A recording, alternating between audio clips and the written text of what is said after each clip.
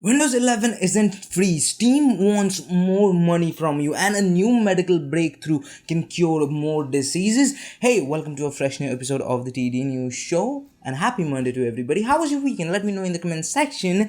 And with that being said, let's just jump into it. Let's start the show with Windows 11 because this is the most trending topic right now, and I already made a video about explaining everything that you need to know about Windows 11, and if you want to watch that video, well, click this link right here or click this I button right here. Now, the main story for today is that Microsoft said that Windows 11 is going to be free, but it isn't 100% true. Microsoft in a tweet late last week announced that while Windows 11 launches later this year in 2021, the operating system won't be made available as a free upgrade to existing Windows 10 users before the first half of 2022. So that means if you want to be an early bird, then you have to get a OEM license key. And while we are in the topic of Windows 11, in the event, Microsoft announced a new system requirement for Windows 11, and that is a TPM chip module. Now, most of the modern motherboards have that TPM chip module, but some older generation or older motherboards doesn't have that TPM module. But that wasn't a big problem because you can buy an aftermarket TPM module chip like at a very cheaper cost, like it costs around $20.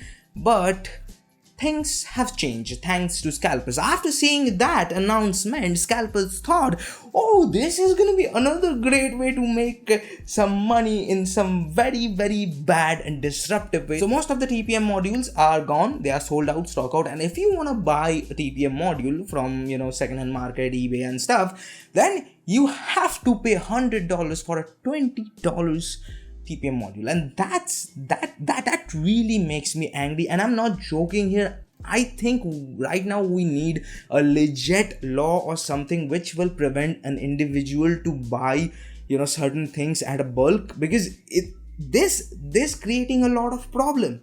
Like, it makes me seriously angry, to be honest. And if you are one of them, then boy, fuck you, and you should be ashamed of you for doing this kind of thing. And now let's switch gear and talk about some hardware stuff. And as we all know that Intel is working on their 12th generation Alder Lake CPUs, and they are changing a lot of stuff, starting with their IHS design. Now we have gotten some engineering sample of their IHS design, and it looks bigger, and not only that, it also looks rectangular. But now Igor Labs recently leaked a lot of details, the dimension, the socket size, and like mostly everything, or the physical appearance, that all you need to know about, and a lot more about the new Alder Lake CPU. So if you want to check that article, I have linked down in the description, so go ahead and check it out. And this also confirms one more thing, and that is, if you are planning to upgrade to 12th gen Alder Lake CPUs, well, now you have to look out for another variable, and that is your CPU cooler, because if the socket size is bigger,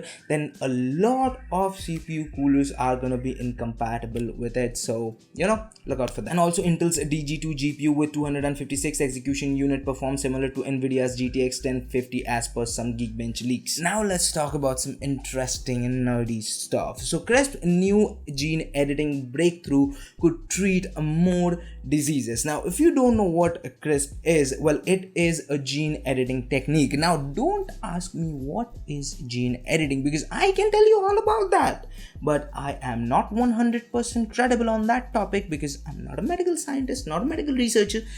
And also, this video is gonna be long and boring as fuck. Okay, so let's just not get into that. Let's talk about their new breakthrough technique. The biggest problem with CRISPR previous technique was that it required injecting tools directly into affected cells. That's not very practical for some conditions. However, NPR reports that researchers have published results showing that you can inject Cas9 into bloodstream to make edits.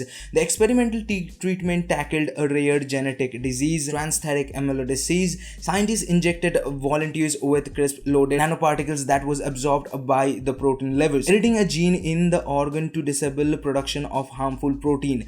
Levels of that protein plunged within weeks of the injection, saving patients from an illness that can rapidly destroy nerves and other tissues in their body. The test involved just 6 people, so the research team still has to conduct long-term studies to check possible negative side effects. But this technique could be used for treating many diseases ranging from Alzheimer's to heart diseases. And it also raised some ethical concerns like designer babies. But at the end of the day, this is a huge leap when it comes to medical science. So now, tell me in the comment section, what do you guys think about this? I would love to know your thoughts. But if you are a conscious buyer, then you might not love this story. If you don't know, in different countries, Valve offers a different game at a different prices in their Steam store. Now, if you are a conscious buyer and if you want to get the best money or the best bang for the buck game, best prices, then you might be switching countries, looking a little bit harder where you get the best price and then buying a game. Well, Valve don't like that. Valve doesn't like that. Valve wants more money from you. So now with a new rule, you will be able to only change your country once every 3 months. So now you have to be much more concerned, or way more concerned buyer, or just suck it up and buy it for whatever Valve wants you to pay. But you know what? I wouldn't ever limit the amount of quick news that I talk about in each episode. And guess what? This is the time for the quick news. So let's talk about some quick news, shall we? 90% of China's Bitcoin mining has been stopped, says state official. Lenovo made a wireless charger for your laptop. Google delays